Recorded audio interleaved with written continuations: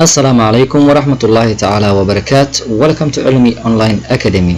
عشرك وعشركي سدحات waxaan ku baran doonaa making sentences from lesson 2.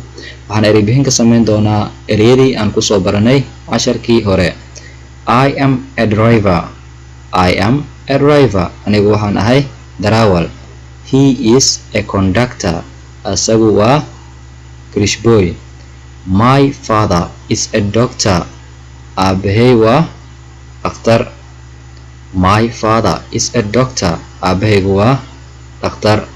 His sister is a nurse. walaashaydu waa kalkaaliso. He is a waiter. He is a waiter. asagu waa kabriyari.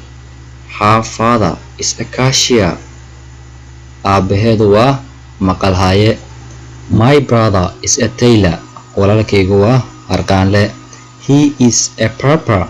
He is a barber. asagu waa timajare. I am a shopkeeper. anigu waxaan ahay dukaanle.